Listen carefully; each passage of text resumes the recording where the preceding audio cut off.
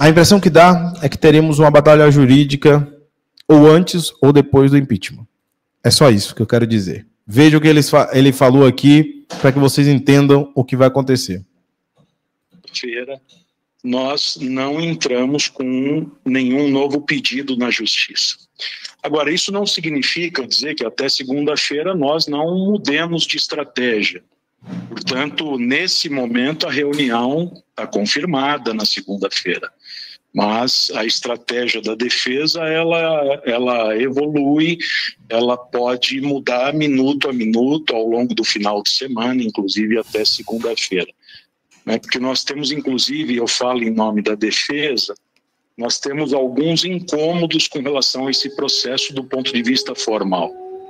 Eu até gostaria de frisar para os seus ouvintes, Marco, e para os colegas aí de bancada, que o presidente Augusto ele não se opõe a nenhuma forma de fiscalização da sua gestão, nenhuma forma de processamento ou mesmo julgamento. O que nós estamos debatendo nesse caso é a regularidade formal do processo. O processo em si tem uma série de problemas. É isso que a gente está debatendo ainda no judiciário.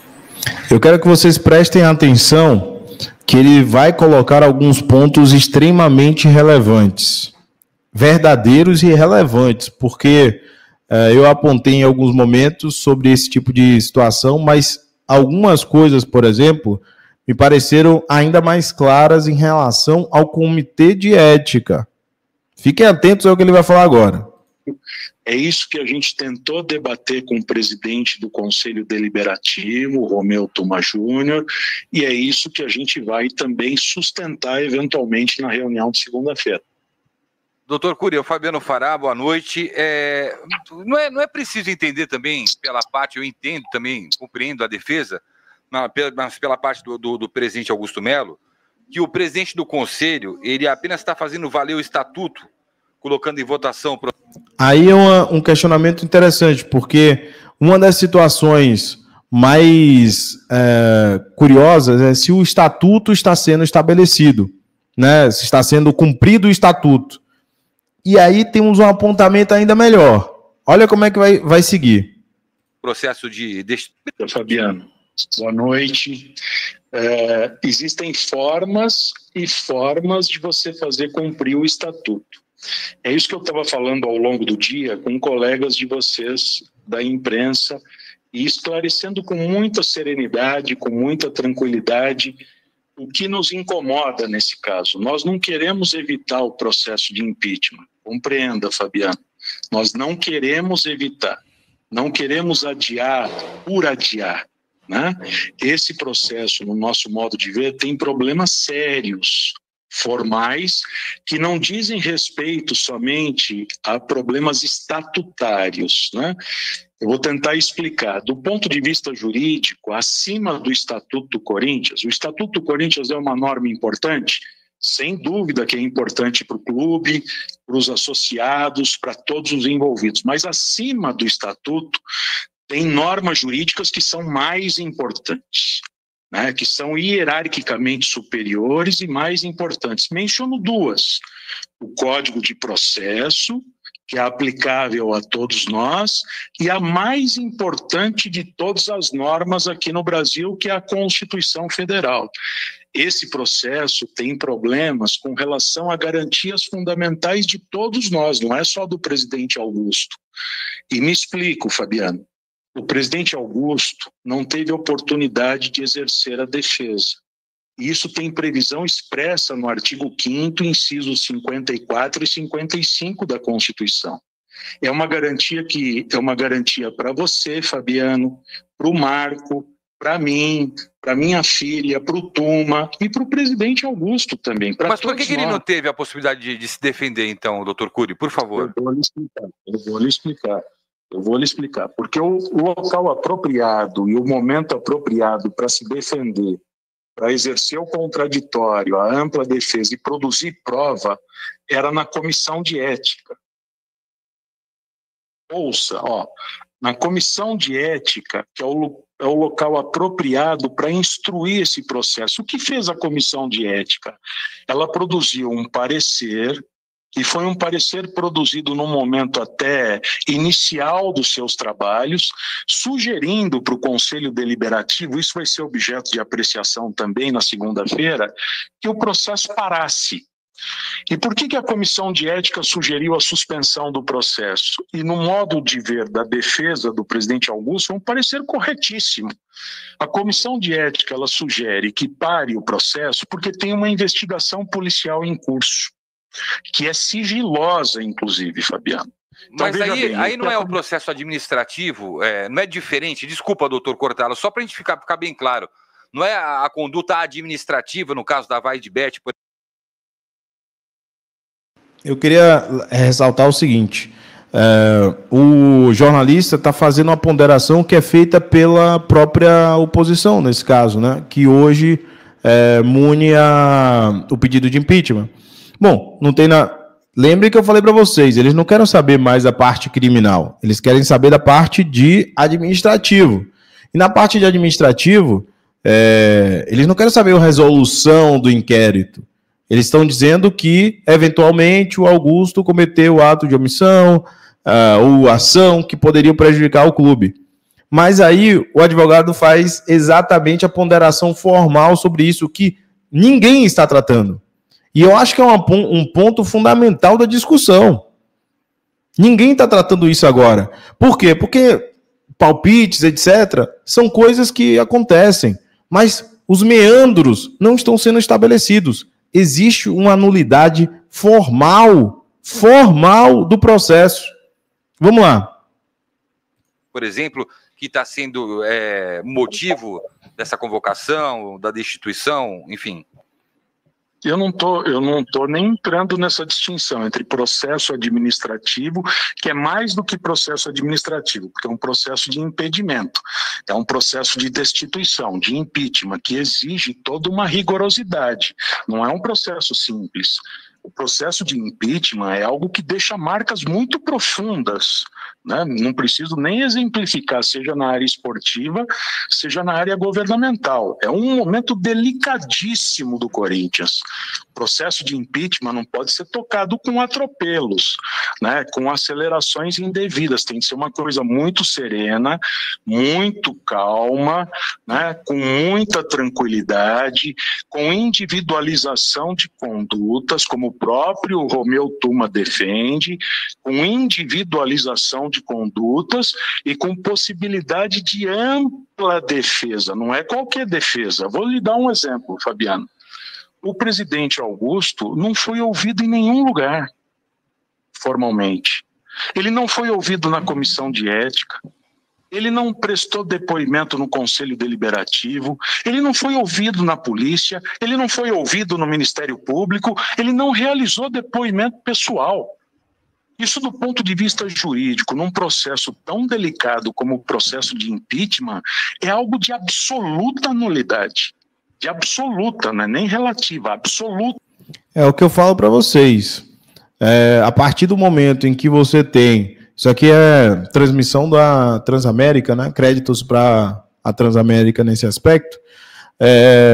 O que temos aqui é o advogado de defesa, e vamos lá lembrar, tá? Tudo aqui também é relativo, porque é um advogado de defesa. Sempre faço as ponderações para não ter nenhum tipo de problema.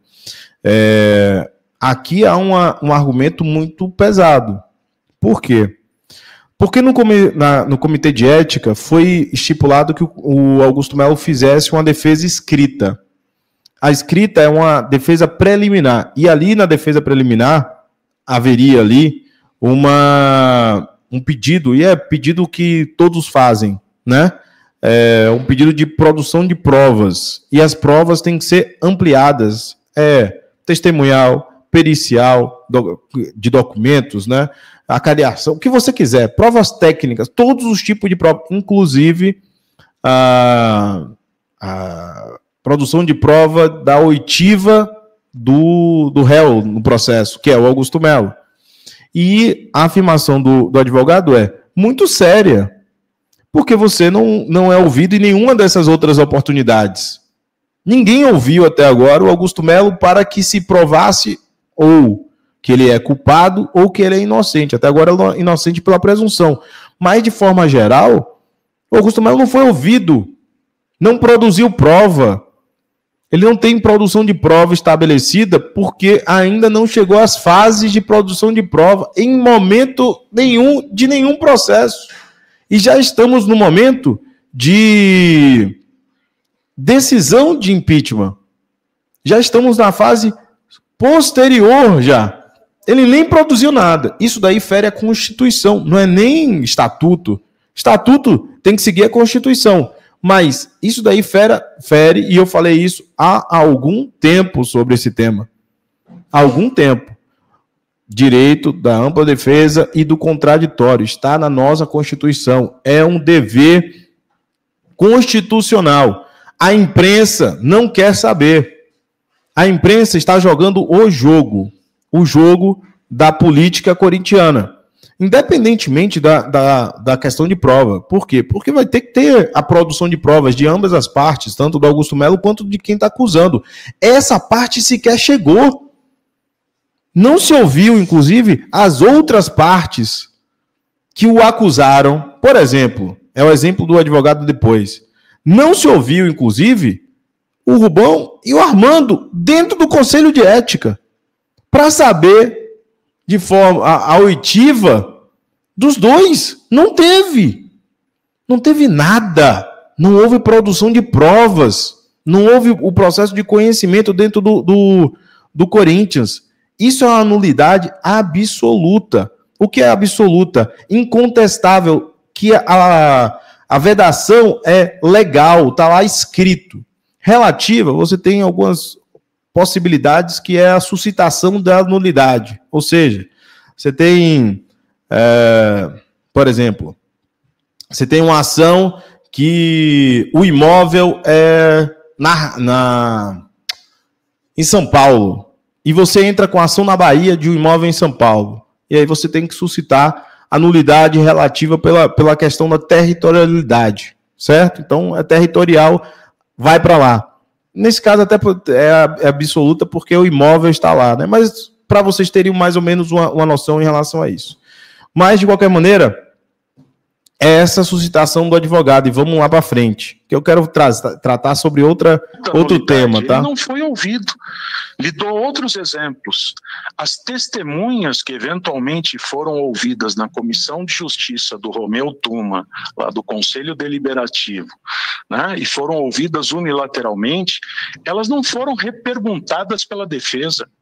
A defesa não teve oportunidade de fazer pergunta para o Rubão, por exemplo. Mas ele apresentou a defesa escrita na Comissão de Ética. Tá vendo? Como que é? O presidente Augusto Melo apresentou a defesa escrita na Comissão de Ética, não apresentou? Ele apresentou uma defesa preliminar subscrita por ele, sem advogado, assinada por ele.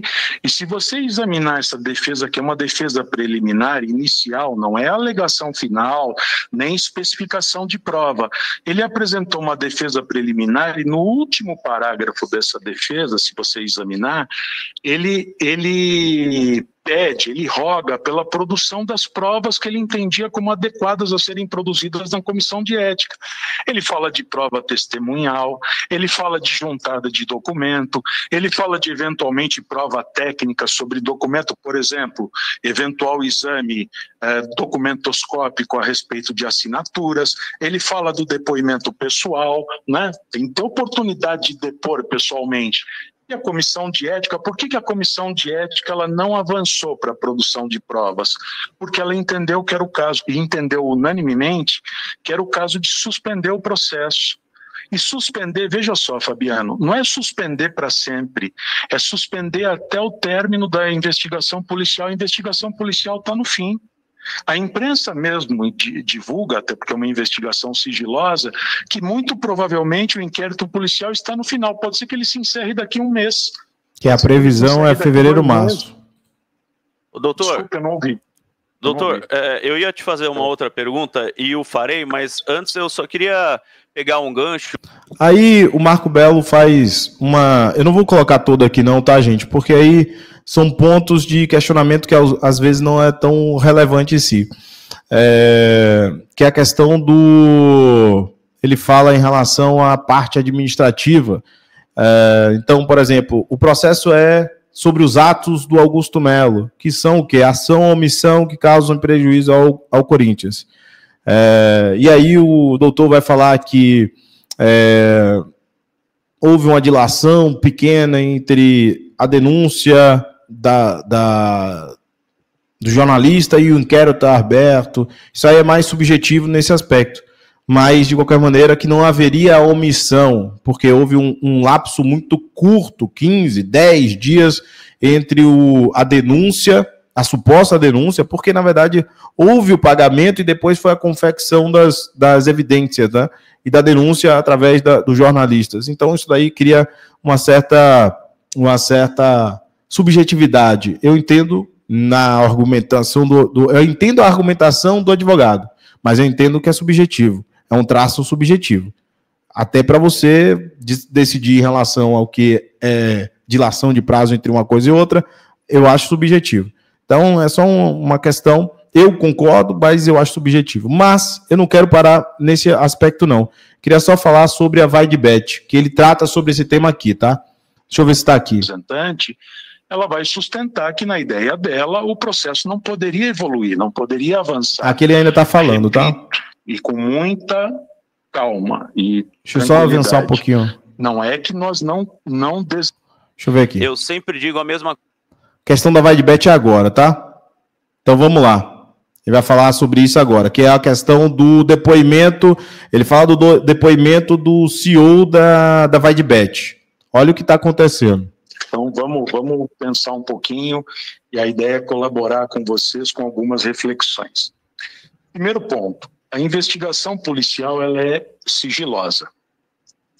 Então, a gente não tem, eu falo em nome da defesa do presidente Augusto, a gente não tem acesso a todos os elementos que existem lá no inquérito policial, ok? O que tem acontecido, e a gente não sabe qual a razão disso, ou por qual meio isso tem acontecido, tem ocorrido alguns vazamentos específicos de elementos ali da investigação policial, como esse que você mencionou do CEO da VaideBet. Esse é um ponto. Então a gente não tem todos os elementos. Num determinado momento, a gente, na defesa do presidente Augusto, nós vamos acessar o inquérito inteiro, né, na íntegra, até por conta da, de novo, ampla defesa. E o presidente Augusto deve ser o último, imagino que seja praticamente o último, a depor no inquérito policial. Ele não foi intimado e não compareceu ainda. Quando for intimado, eu vou acompanhá-lo, inclusive, lá no inquérito policial. Esse é um ponto. Segundo ponto, que é relevantíssimo, Marco. Você bem sabe que a relação hoje entre VaideBet e Corinthians é uma relação litigiosa.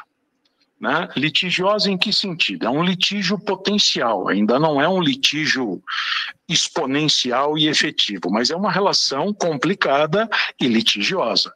Estou de pleno acordo, não altero absolutamente nada do que você disse com relação ao Corinthians ser vítima. Corinthians é vítima e o Corinthians, até onde eu sei, eu não participo da gestão, eu não sou dirigente do Corinthians, eu sou advogado do presidente Augusto, a pessoa física, até onde eu soube e sei, o Corinthians tomará providências contra a VaideBet após o encerramento do inquérito policial. Essa é a orientação do jurídico interno, que é muito competente lá do Corinthians. Então, veja bem, pense comigo, o depoimento do CEO da VaideBet, ou até entrevista do tal Toninho lá ligado à VaideBet, é óbvio que é um depoimento e uma entrevista que muito provavelmente foram dados sob orientação jurídica. Orientação em que sentido? Para a proteção da VaideBet. Eles sabem que esse litígio será escalado, né? E é um litígio complexo. O Corinthians, como vítima, o que eles usaram para romper o contrato com o Corinthians? O que é muito grave, né? A alegação da VaideBet. Eles usaram lá a cláusula anticorrupção, né, para rescindir unilateralmente ou buscar a rescisão abrupta do contrato com o Corinthians. E o Corinthians, enquanto instituição, não obviamente que não aceitou a argumentação da Vaidbet. Então, qualquer manifestação do CEO diferente dessa soaria estranho, porque imputaria a responsabilização à Vaidbet. Então, a gente precisa ter cuidado e não considerar já de cara, de plano, de pronto, o depoimento pessoal do CEO da Vaidbet como uma verdade absoluta. Falei disso, falo disso e repito isso o tempo todo sobre esse tema. Não é de hoje, e no dia que aconteceu, muita gente não entendeu. Gente, ele é primeiro advogado do Augusto Melo, portanto, um advogado de defesa, ele é mestre na Universidade Paulista, aparentemente. Não lembro a qualificação, qual era ele é professor, né? Mestre nesse sentido. Mas, nesse aspecto, só para lembrar, e eu falei isso no dia que aconteceu o primeiro depoimento do André. E aí o pessoal fala, Gente, tem análise jurídica, porque você tem que entender que é um terceiro interessado. Quando você tem jornalista que aponta isso como se fosse verdade narrativa, porque assim, todo mundo tem a possibilidade de apresentar a sua documentação, a comprovação do que está sendo alegado. Mas quando eu trouxe aqui a minha análise, era neste sentido jurídico, porque ele tem interesse nos autos, ele é uma testemunha no processo, ele não está sendo, não é, o Marco Belo inclusive errou a delação premiada. Não existe delação premiada porque o CEO da Vaidbet não é acusado de absolutamente nada, ele não está sendo investigado por nada, então não há delação premiada. Há um depoimento testemunhal de uma das pessoas para esclarecimento de um ato. Confere? Então ele é uma testemunha. Então testemunhas podem se equivocar. Ele pode mentir, por exemplo. Ele não está sendo alvo de nada, certo? Então, de certa forma, quando eu trouxe essa informação para vocês, era nesse diapasão. O terceiro interessado pode ter um contrato sendo alvo de um litígio judicial. 30 milhões, 300 milhões, quanto quer que fosse. Quanto quer que fosse. Então, o advogado está tratando deste ponto. Não é desmentindo o que ele está falando, mas estamos falando de um depoimento que o que estourou foi em abril e o depoimento é em dezembro. Tudo que se passou, todas as pessoas que foram envolvidas, eles sabem, têm conhecimento de cada uma das causas. Os motivos pelos quais eles rescindiram um contrato, eles têm o conhecimento. E ele tem que proteger a empresa dele, porque já pensou? Ele simplesmente ir de encontro à sua empresa, a empresa solta um tipo de nota e depois o CEO fala, não, sempre foi o Cassundé. Ele não tem nenhum problema, porque o meu compliance disseram que não tinha nenhum problema. E por que você rompeu, então? Eu rompi porque passou ali na notícia da TV que estava envolvido em algum problema, então aí a gente resolveu. Não existe isso, gente. Não existe isso. Independente, todo mundo vai ter a oportunidade de produção de provas. Todos vão ter sua oportunidade de produção de provas. Só que você colocar na oitiva de uma pessoa, testemunha e terceiro interessado, a verdade, calma lá. Tem muitos passos a ter a convicção dessa verdade. E muita gente está tratando um depoimento de um terceiro interessado como verdade absoluta, que eu acreditei, pelo amor de Deus, calma aí. Tá muito fácil. Tá muito fácil, certo? Vamos lá. Precisamos ter cuidado, e eu falo na qualidade de advogado e de professor universitário. Precisamos ter um pouco de cuidado, um pezinho atrás, eu compreendo, não estou dizendo que seja falacioso, nada disso, eu só estou dizendo que precisamos ter um pouco de cuidado. E ter cuidado, inclusive, com os outros elementos que pertencem ao inquérito policial que a gente não teve acesso, a gente não sabe o que o inquérito tem. E a gente confia muito no trabalho da polícia e do Ministério Público, porque o Ministério Público, através do GAECO, tem acompanhado e também tem participado da investigação. E a gente, em nome do presidente Augusto, a gente dá total apoio à polícia e ao Ministério Público, entende? Então precisamos ter um pouquinho de cuidado. Repito, o Corinthians é vítima isso vai ganhar escala quando terminar a investigação e providências serão tomadas contra a Vaidebet, né? Inclusive no sentido de proteção da imagem do Corinthians. Você tem toda a razão. É algo muito sério e não foi esquecido, muito pelo contrário, né? Informação, inclusive, divulgada pela gestão, que eles estão só aguardando a conclusão para não tomar nenhum movimento ou não realizar nenhum movimento em falso que prejudique o Corinthians, entende? Então, veja só, e a sua fala no início também eu estou absolutamente de acordo. Um processo de impeachment da maneira né, de destituição, da maneira que ele está sendo tocado, respeitosamente eu falo com relação ao presidente Romeu Tuma, é um processo absolutamente contaminado.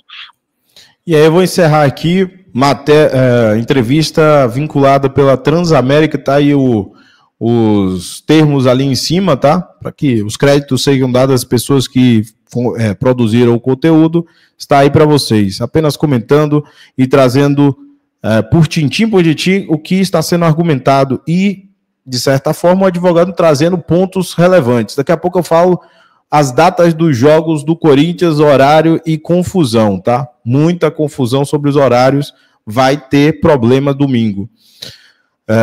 Mas, só para finalizar, eu trouxe para vocês um advogado falando de nulidades formais, que quem está sendo julgado não teve a oportunidade de falar, em momento nenhum,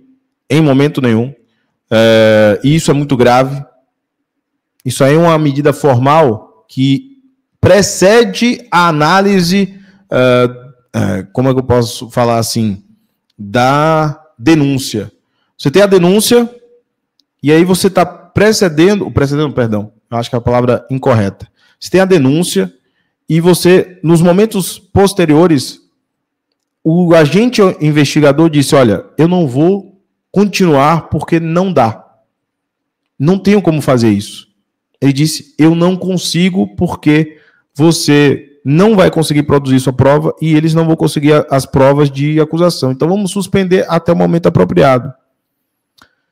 E ele está falando o que o Augusto não falou em lugar nenhum. E é verdade que ele não foi chamado pelo Ministério Público ainda. Ministério Público não. A Polícia Civil, ele não prestou depoimento. Ele faz entrevistas. Isso não é produção de prova, direito de ampla defesa e contraditório. A imprensa está calada sobre isso. E eu sempre fico batendo nisso. Por quê? Porque, de certa forma, quando eu falo golpe estabelecido aqui, é pelas nulidades. Porque o Tuma Júnior diz que cumpriu as formalidades, não cumpriu zorra nenhuma. Zorra nenhuma. Certo? Quando você tem E, aliás, eu estou tentando... O Thiago mandou para mim, obrigado ao Thiago. Tem um agravo de instrumento, lembra que foi feita a liminar, subiu um agravo de instrumento, ganharam, depois perderam? No agravo do Tuma Júnior, ele simplesmente esculacha todos os comitês, né? Ele diz assim, olha, isso aí é pleno relatório. Então, o direito de ampla defesa e contraditório simplesmente não existe para o Tuma Júnior. E eu vou trazer esse agravo de instrumento para vocês de novo, para vocês entenderem o tamanho da gravidade que isso está sendo estabelecido. Quanto ao da Vaidebet, eu já falei aqui, principalmente sobre no aspecto da análise que tem que ter cautela. Cautela. São 7, 8 meses para alguém se posicionar sobre um novo intermediário. Estaria tudo bem? Já falei aqui, perguntei isso na última live, hoje. Se fosse o Toninho dos teclados aí, o Duetos aí, estaria tudo bem? Vocês aceitariam pagar 25 calados? Ou não? O problema é pagar. Fica a dica, tá? Porque muita gente está chiando pelo intermediário. Surgiu um outro. Tá tudo bem? Se fosse o Toninho do Duetos? Ou vai dizer, não, estaria tudo bem, não tem problema nenhum, etc. Papapá.